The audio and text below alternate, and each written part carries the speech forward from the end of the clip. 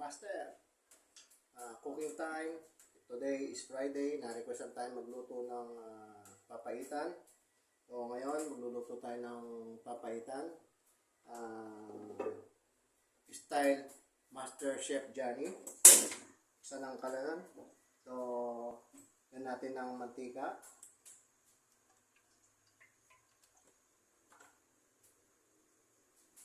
So, hintayin lang natin uminit ng ating mantika.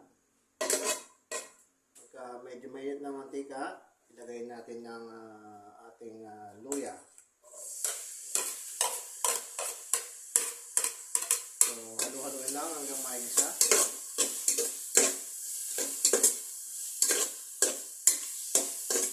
So, shoutout kay Master Katabo.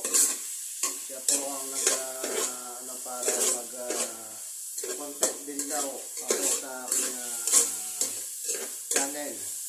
So, meron po pala tayo YouTube channel. Paki-check po si Welding Guru. So, Welding Guru po ang aking YouTube channel. Pero, pwede rin po combine as Cooking Guru. So, pag okay na po yung ating luya, pwede na po ilagay ang ating bawang. So, pag ako bawang po, ayan, dinidikdik ko po para mas lumabas ang lasa ng bawang.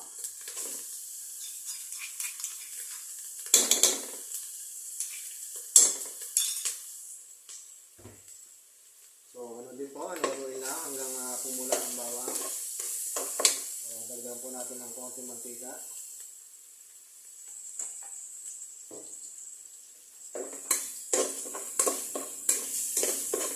Ano po, maamoy na.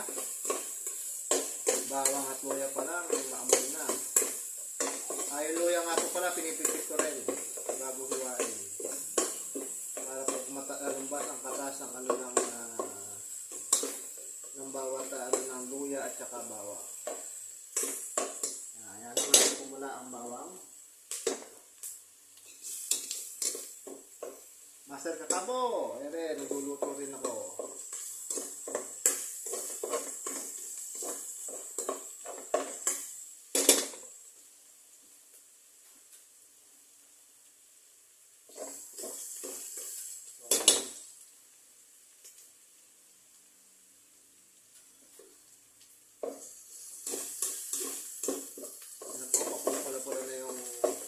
Yung una ko yung bawang kasi iba nagluluto, inuuna yung sibuyas. So, kanya-kanya po tayo ng style sa pagluluto. So, nakasanayan. So, ako po nakasanayan ko nauna ang bawang kaysa sa sibuyas.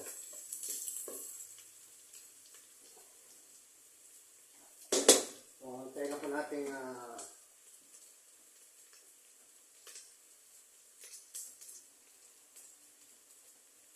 maamoy na.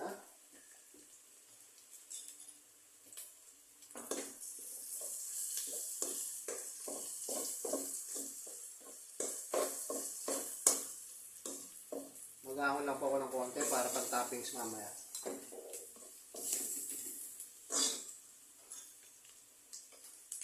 So, pag okay na po, lagay na po natin yung sibuyas tsaka no seasoning.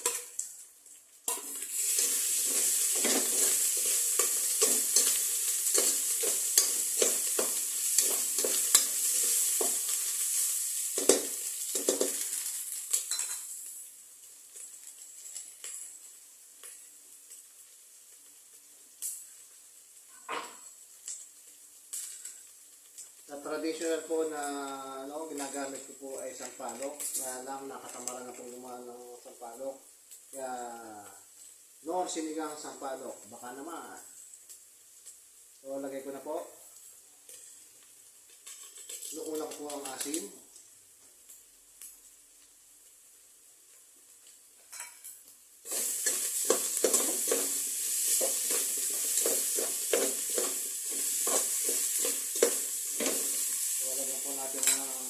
konting patis.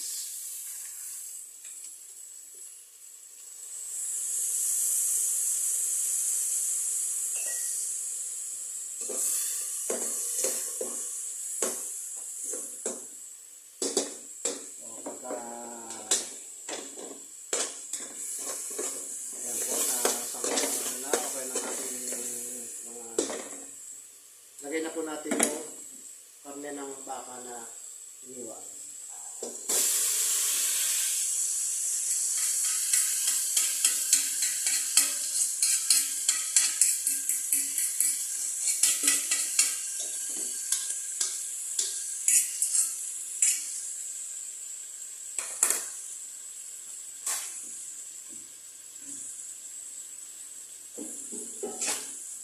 Bago natin haluin.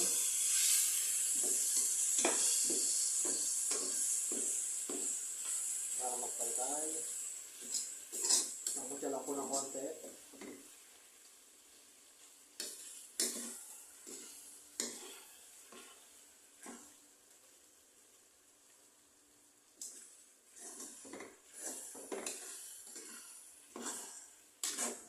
Nagputya po natin ng konti. Tapos lagyan po natin ng konting sabaw. Unti-unti lang po.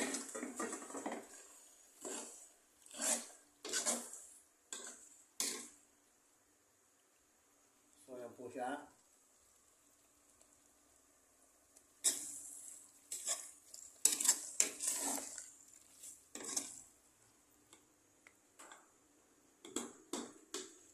So, sapit pa lang po ng konti para ano po para hindi po dikit.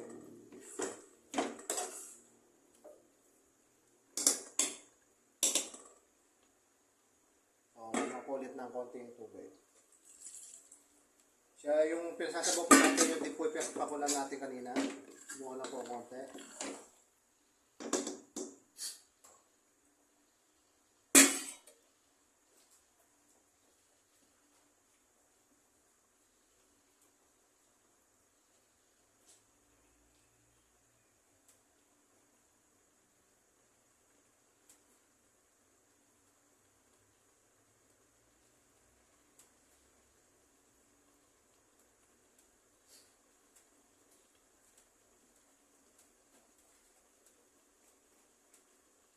Pagka medyo na po, halo-halo na po, konting halo-halo, para dinaragin. So, yan po, okay na, pwede na po natin ng sabaw. Ito po ay pinapakuluan kanina, sama ko po.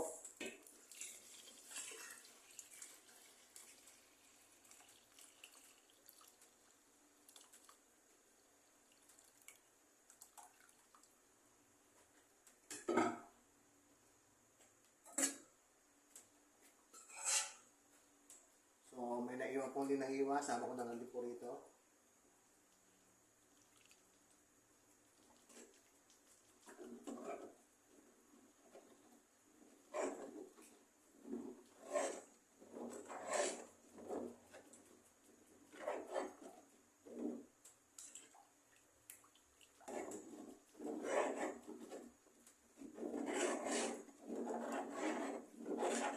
Haluin na po. Tapos, takpan. Hanggang sa siya ay pumulo. Takpan lang po natin. Balikan po natin after 5 minutes. Ayan po, makalipas ang 5 minuto. Tingnan po natin. Ayan, nag-umpisa na po siya. Pumulo. Alisan po natin ngayon ng mga ano sa ibabaw. Mga taba-taba, tsaka mga bula.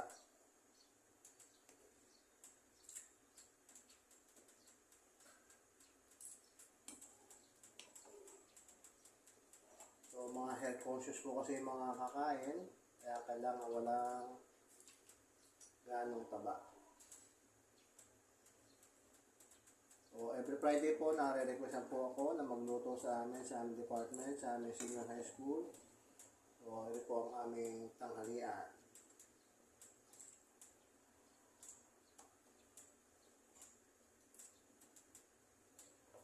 Ayan po, alis po natin mga ano yan, mga bula.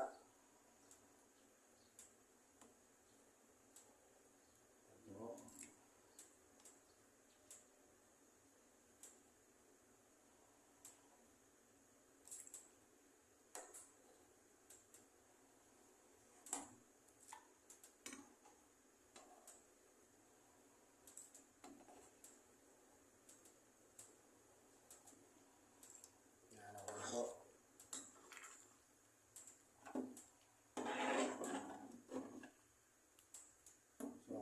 titignan natin kung saan kulang.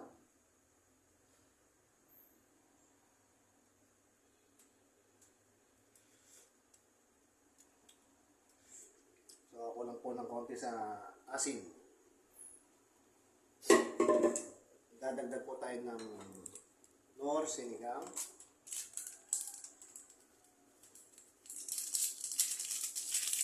Tsaka pagdagdag lasa kalamansi.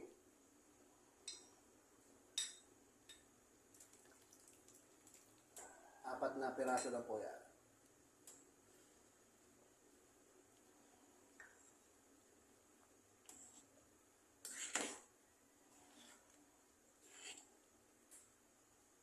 Sinapulot natin yung mga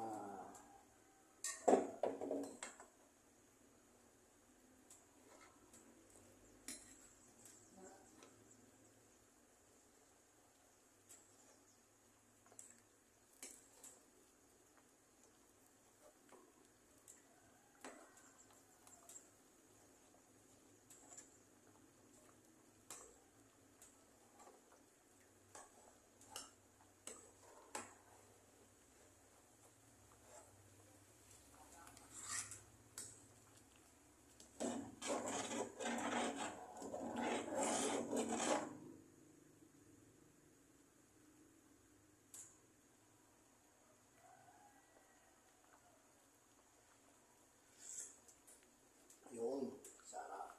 Yaman. Yaman.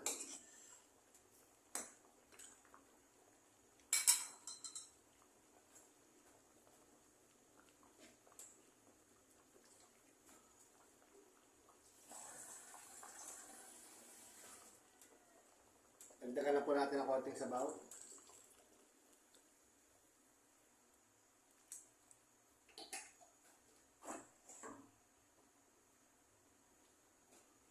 Para masarap po ang higop mamaya. O, tsaka natin titignan natin ng alat kung okay na. Bawas ulit po ng ating mga naglutang na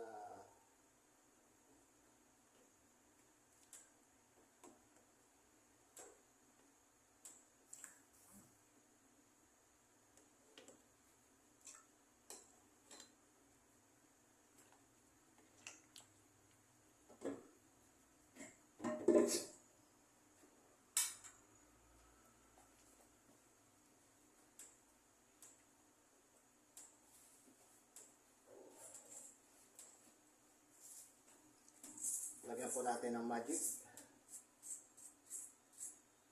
Peng, peng, peng, peng. O, ano po yun?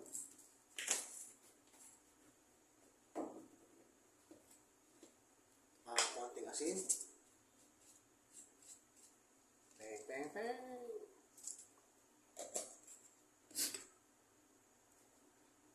Lagay na po natin palutang yung ating murang sampalok na may kasamang sili.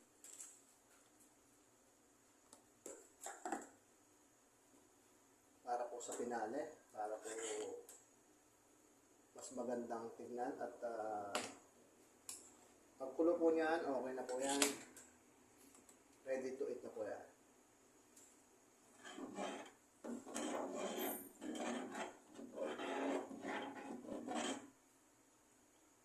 Yan po ang version na papaitan ni Sir Johnny. Welding grupo sa aking YouTube channel. Yummy na po, yummy.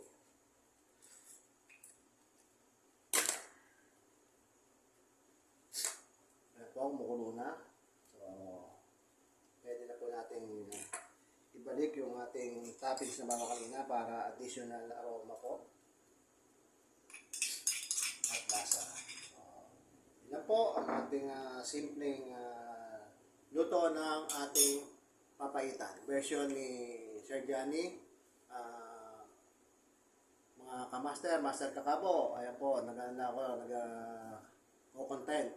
So, try lang po para sa bayan. So, yun naman po, okay na po, that's it.